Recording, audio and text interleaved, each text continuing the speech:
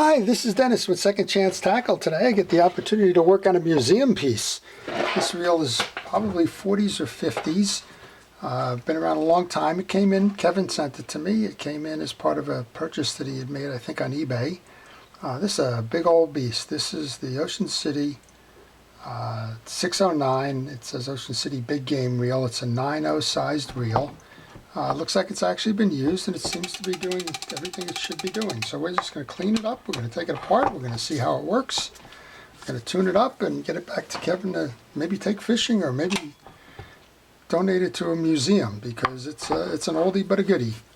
And I like to test these things before we start, just to make sure everything is working fine. And we have a solid drag in there. So that's good, because I have no idea where you would get a drag washer for these days.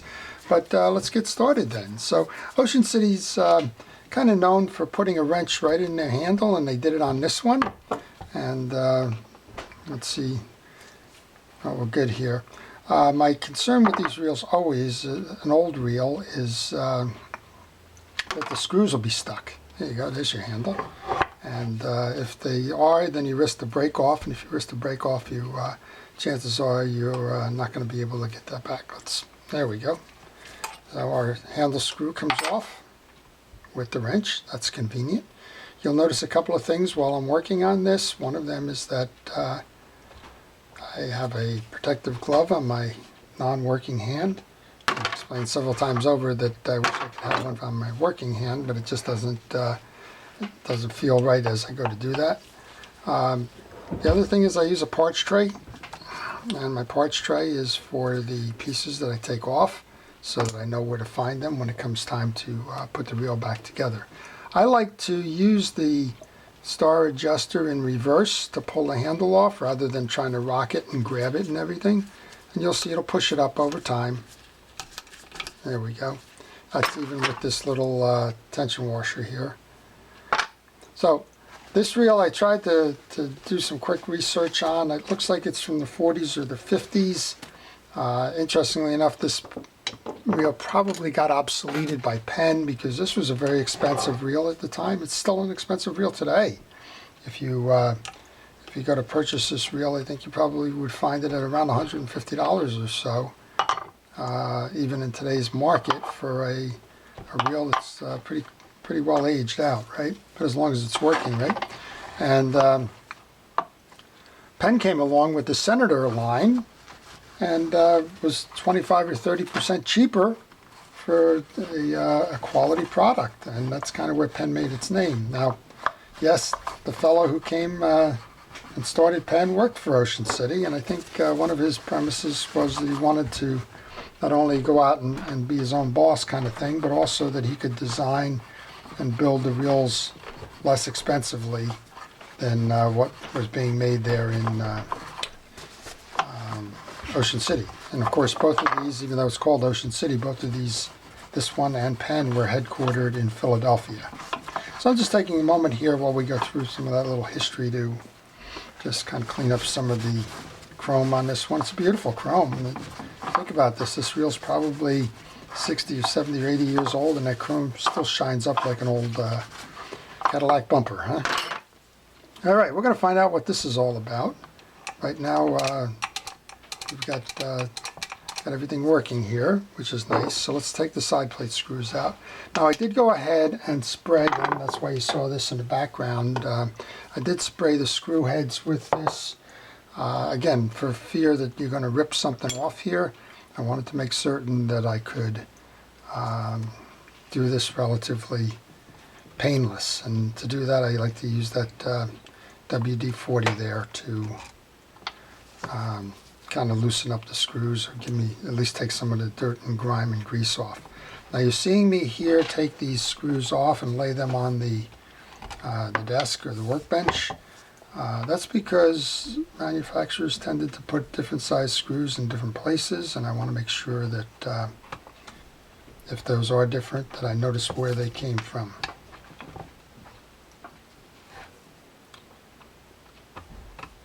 This is a big game reel, just as it says, 9.0. That's big. That one screw seems to be hung up there, probably in the harness lug. So far they're all kind of the same right now. I don't know why it's going in and out. There we go. I think it's... Alright, so they're all the same so far. That's a good sign, but I haven't got down to the real seat yet. So the other thing, when I tried to get the schematics, I went onto the Orca site, which is the old Reel Collectors Association. Went on their site to see if I could find the screws for this. I couldn't. So I would recommend doing what I'm doing here, which is taking pictures. If you're going to jump into a reel that you're really not that familiar with, take pictures along the way. That way, if you go to reinstall and you would have needed a burst diagram from a schematic or something, at least you have your pictures to go back to. Just talking to a fellow this morning, CJ, out in Arizona, one of our viewers, and he suggested that we do close-ups, and that's a good idea always. I have a fixed camera here, but if you're doing it, don't be afraid to get in there with your camera and get up right nice and close, particularly as you're looking at things like orientations. Now I am noticing on these what I said before, that you have a smaller screw that goes into the reel seat here. And duly noted, so all of these screws are now out. We have two sizes of screws. We have a long size screw for the posts. We have a short size screw for the balance. Look at this. I really do enjoy Ocean City, and I enjoy Penn. No matter how big they made these reels, that side plate is almost identical to the smaller reels that they manufactured as well. So they kept it simple, and it makes working on these pretty darn simple as well. So my confidence factor just went up by about 10, as I know what I'm doing. If there was ever any doubt. Now we can take that sleeve off. That's another reason why I take pictures. Something just banged out on me there, so now I got it. Nice two studs into the back of the main drive here. Okay, very cool, very cool. I like that. All right. I know, Kevin, you were never worried that I didn't have any clue what was going on with this reel, right? Yeah, okay. That's the adventure of this. So there's some dried grease in here that was holding that spool pretty tight. Let's get that out of there.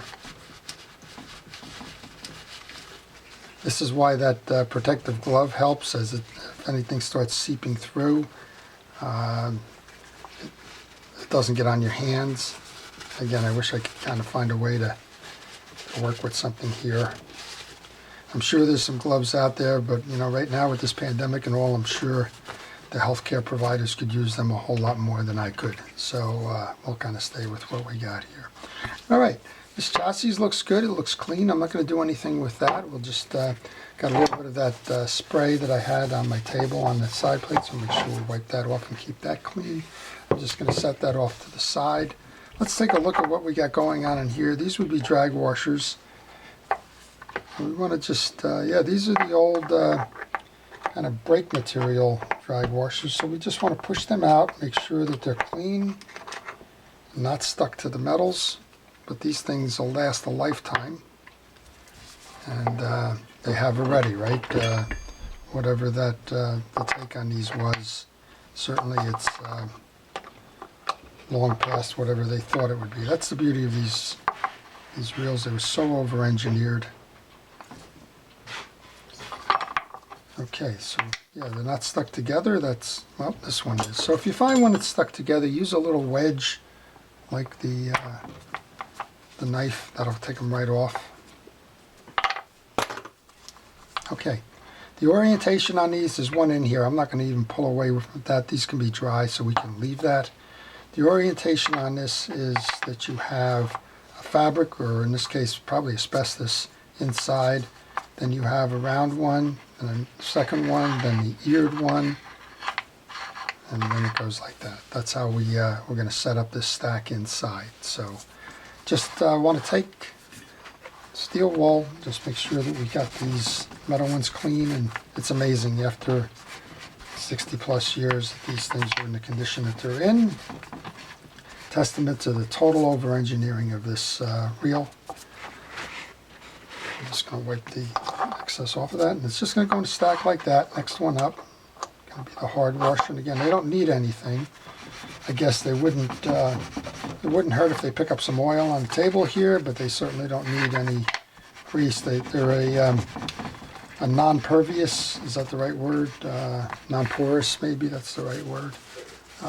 Washer, so they don't need anything. These go into the slots on each side. That's called the eared washer. Here's your hard washer. This one was the one that we separated with the razor knife, so we want to make sure that we do a nice job cleaning that up there.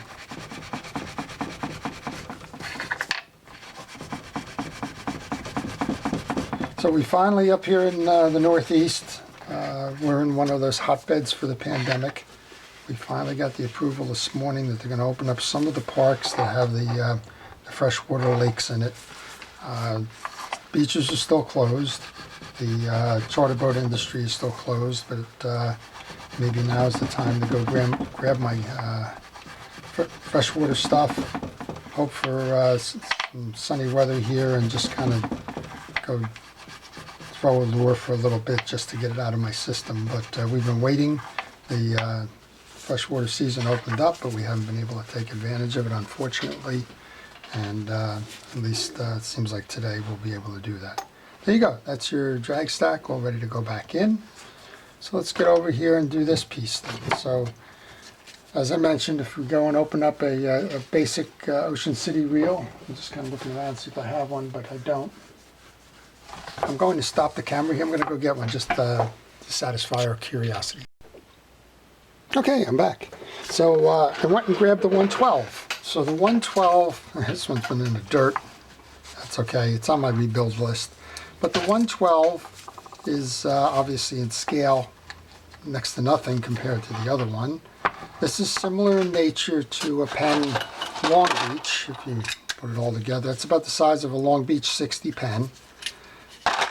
They did the same thing on the big reel that they did on the little one. The handle and the wrench are attached so that you never have to look far if you need to take the handle screw off. And then here's the back. So, like I said, it gives me a world of confidence right away that not going to be too much difference here. There's a post here that holds springs and the yoke and the main spool or pinion gear. There's a little screw top. In this case, it's a little bit different. There's versions of this. There's a screw top we're going to pop here to pull the jack off. There's a bridge that's independent of the top piece. And there's an anti-reverse held on by the back spring. So very, very similar in nature, and aren't we lucky? Okay, before I do that, I'm just going to do a little house cleaning here. While you have the spool off, it's a good time to just do a little cleaning. And as long as we're doing this whole reel, we might as well just take a little bit of steel wool and a little bit of chrome polish and just clean this up as best we can. There's a lot of pitting on here.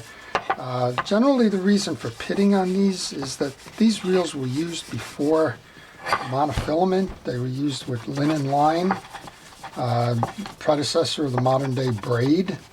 And the linen line should have been, by instruction, removed after every fishing journey and dried out. Well, yeah, good luck with that, as they say in today's terms. It doesn't happen, right? People were out for big game fishing for the day, tired when they got back. The line sat on the reel. The salt in the line corroded away on the spools, and the rest, as they say, is kind of history. There's a little bit of stuff on the back here. Take the time to clean it all up. Check these shoulders when you are servicing it. Sometimes there's a lot of grease and grime and junk that accumulates in there, and it doesn't operate efficiently in terms of meshing back in. All right, clean the spool up. Let's go under here now. So we saw you do not need to remove the two top screws. If you do, you can always put them back together again, but that is not necessary. on this reel or on that other reel I was showing you. So leave these two guys alone. Grab the screwdriver for the 4 bridge screws. Again, I'm going to lay these on the table. Now with Penn, in Penn's case, we had screws that held the springs in, and so one was partially threaded up top and fully threaded below. On this one, the springs on the yoke are actually up top, so you don't need to do that. They should all be the same screw. But again, just like the other ones, if there is one that's short, you want to just note it. I'll leave them on the desk as opposed to putting them in my box and confusing them with my side plate screws. Should be able to push this out now. Oh, that's right. It's all coming back to me now. All right, got to take the jack off here because the spool gear is holding it. Don't have to remove the screw the whole way. Just back it off enough that you can kick that little bend out. Push down on the yoke.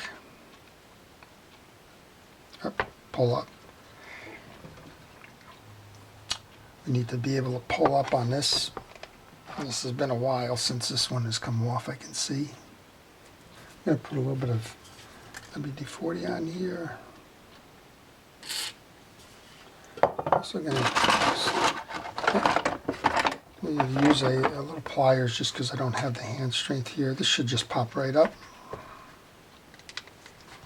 There we go. So you want to pull that up. That came off. And you slide this out of the slot.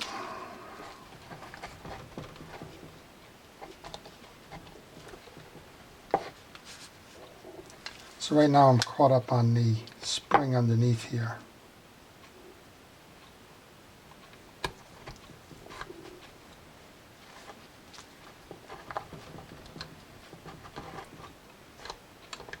Okay, well in this case, you don't want to force anything, even though you normally do not need to. I'm going to pull that small screw out just because I don't want to cause any additional problems here with this thing being hung up. Once I did that, this came up enough that I should be able to pull it out while still leaving that in. Then these two just walk off the tip. Here's your spool gear. And before I lose that screw, I'm just going to go back and tighten that up a little bit there, just to make sure it's caught. Okay, now we can pull the bottom out when you have the top off. That's a nice heavy sized gear.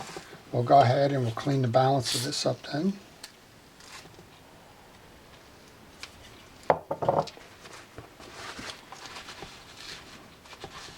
Now, I don't know when the last time this was serviced, but it's only fair to give it a good cleaning. If you have it all apart, there's no sense skipping the little house cleaning kind of stuff.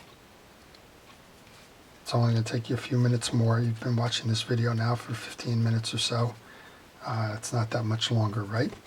Okay, here's your collar. Very similar to all of the other ones that are out there for Ocean City, just bigger. Wipe the old grease off. If you need to, use the steel wool. In this case, that all came off. This is a collar as well. Remember the orientation on that. That's why you take pictures. Check the teeth on the gear. Make sure that they're all clean, uniform, and not broken. I'm just going to grab my wire brush here. Just get that out of the way. They're all fine. Set that right back up. Check the grooves on your little transition piece collar here, whatever they call that. I always get criticized because I make up my own terms sometimes. I don't know what this is, collar. You reinstall that. That's the face way it goes so that it can grab that little stud in the back of the spool. You can grab the yoke. We'll put a little bit of grease on the yoke. I'm using Penn Precision Real Grease here. Those of you that watch my channel kind of know that. But use a fishing reel grease regardless. Doesn't matter whose manufacturer it is, but it does matter that it's a fishing reel grease. Also going to take the time to put that onto the pinion gear. Sometimes I call it a spool gear. You also, this is going to slide up and down on this, so before I reinstall, you probably should put some on that arm as well. Alright, this can be ready to reinstall. We're going to take the back end of the jack here, do the same thing we just did, clean all of that off. Dirt is the enemy of the reel, so when we're talking about reel service, you're going to talk about two things. You're going to talk about cleaning, and you're going to talk about lubrication. Alright, and then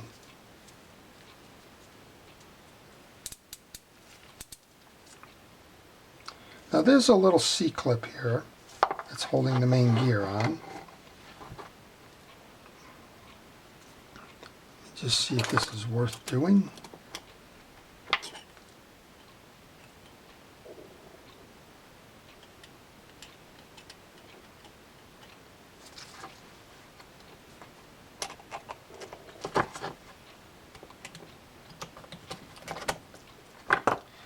Everything's worth doing, right?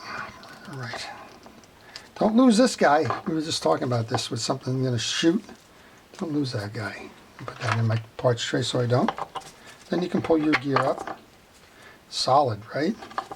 Just wanted to get under here, and here's why. I want to make sure that I clean that anti-reverse dog there.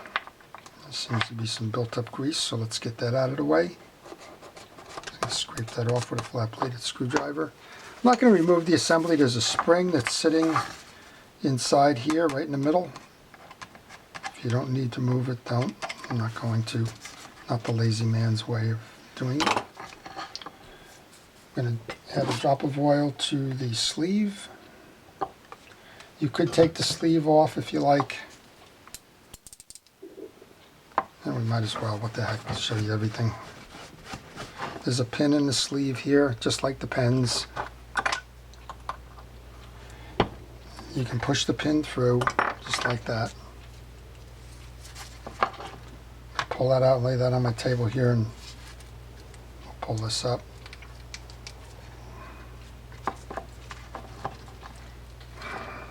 That's where I don't have leverage.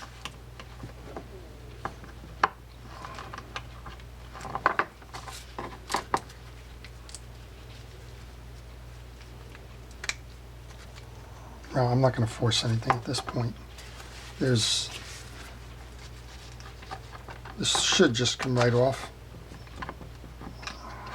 It's not. I'm not going to push it at this point. It's clear underneath. Again, you have to make some judgment calls every now and then with older reels. And the judgment call here is that whatever might be causing that slop internally, you're going to have to let go. For fear that you break something, and if you break something, then you're liable or most likely not going to get the part to do that. Alright, I can put that pin back in. Main gear, do the same thing we did with the pinion gear, which I call the teeth. And just use a wire brush to clear the channels. There's nothing in the channels but some staining. It's completely appropriate for the time. You can see that this reel has not been lubed in quite some time. Go ahead and throw the main gear back on. Go for that little clip now. There's a little channel. We certainly don't want to lose this. Keep your fingers on it so that it doesn't shoot. Walk it down the stem.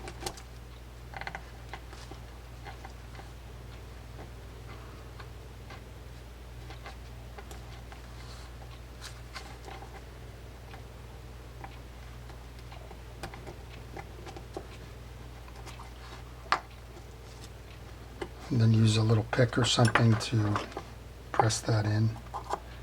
Some folks have asked me what this tool is or where I got it from. It's actually the end of an electrical circuit tester. You can see how it's screwed in there. Tester broke, but it got repurposed, and it's treated me well since. Okay, we're going to go ahead and reinstall then. Kind of the opposite of what we did there. Going to take our bridge. So our bridge assembly into the shell, and that just sits nice and easy. We have our 4 bridge screws. Again, we took a look at these when we took them out. They're all the same, so it doesn't matter which side they go in. Tighten them down.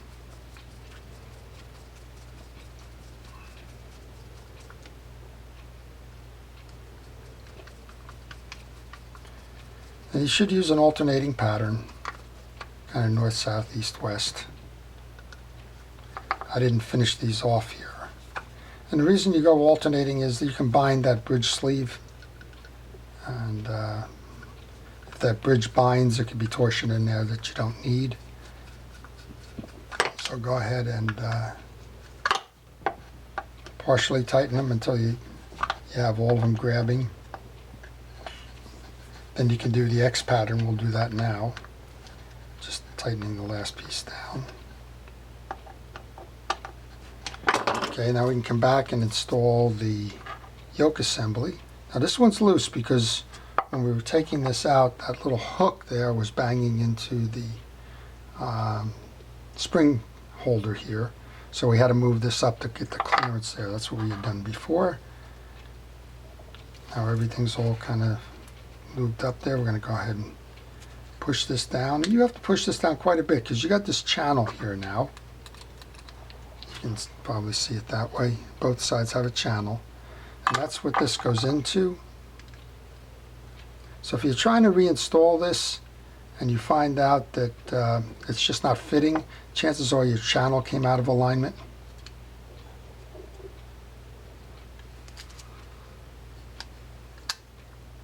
Get it over the top there. Press down so that you can run your little hook through it. Once you have your hook through it, you have to hold that hook because you're going to be turning opposite the way that that hook is attaching. So you don't want that to come out as you tighten that. Now, speaking of tightening, we remember that we loosened this one because we couldn't get the clearance, so don't forget to tighten that one back up.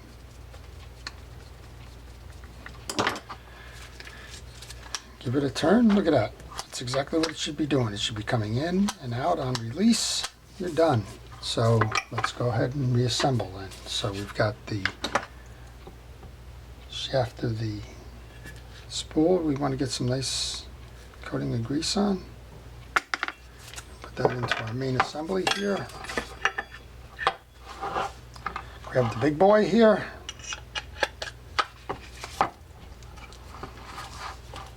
Now I'm going to start the side plates without the harness first, because if I try and do a balancing act where I'm trying to attach the harnesses and everything else, it's awkward. So if you can get the first one started on a through one where you don't need that harness lug, go ahead and do that first. Then I generally like to go opposite.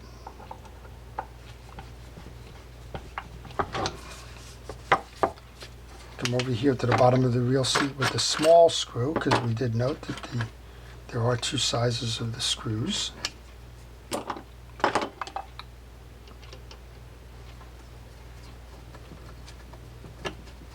And in this case, I just want to get it started. I don't want to nail it all the way down, if you will, because we got to slip that harness in here. And if you tighten that all the way down, you're going to have trouble working the harness here. So leave some play in that. Oops. My own worst enemy there.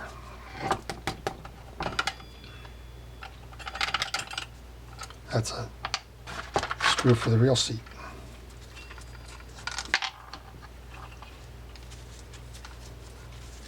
So let's do this again then.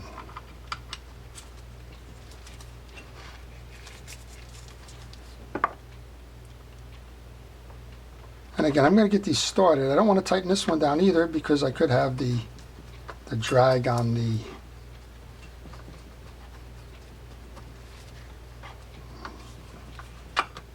other one I got to install. There we go. It takes patience. Just take your time. There's no rush on these. You don't win awards for being the fastest one to get it done. And again, if you decided to take on your project, you probably haven't worked on a reel in a year. We're talking about 15 minutes here. Take your time. All right, and do the same thing here. I'll line the stud up with the harness on this one.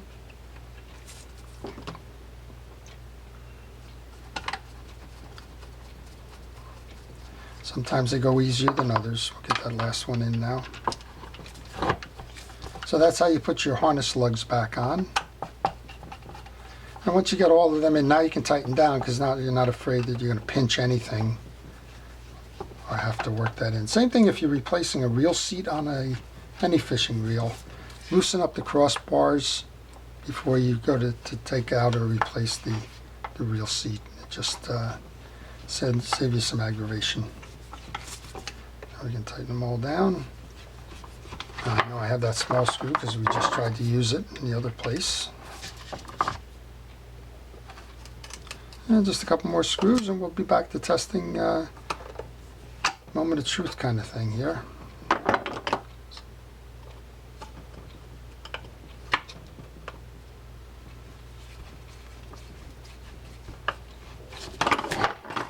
One more small, one more large. So I think we've seen here a high quality reel. Got a drag system in this thing that'll last forever.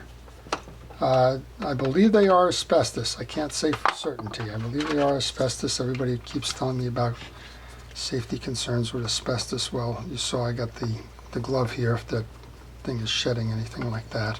Should they be replaced? My answer generally is no. They don't have to be replaced. They're in a sealed container there, just like a brake pad basically. And unless you're bothered by it, I don't think you have to replace them, but there are replacements available. So what Penn does in theirs, if there's a 3, they change it over to like a 7 drag stack. But that's their way of solving the problem.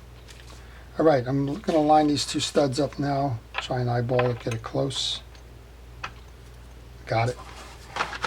Doesn't always work that way. Cap washer goes on. Nope, cap washer does not go on. This goes on.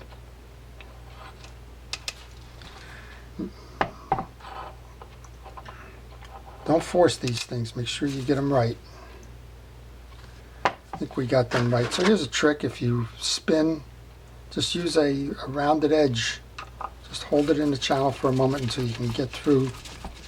That way you don't strip the threads in there for the screw. Then use your handle. As soon as you can get enough of the stud to grab the handle, use your handle to hold it down. Don't tie it down that way though. Oops, see, there you go.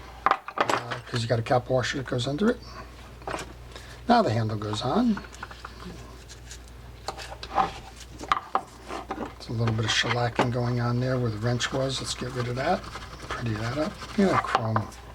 Always amazes me. You look at the chrome on this, you look at the chrome on the old Senators, you look at the chrome on the Mitchell 600 series.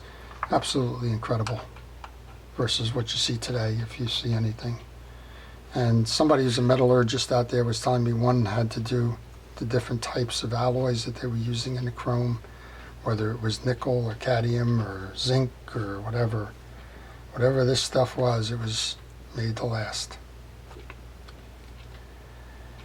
All right, Kevin, we're almost at the moment of truth here. Your reel is almost ready to come back to you. Grab that conveniently located wrench.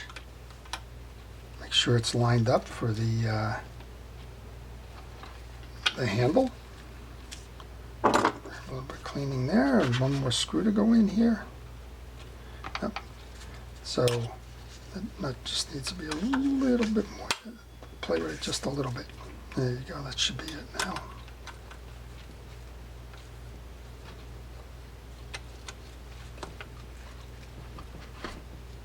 All right, now we got it.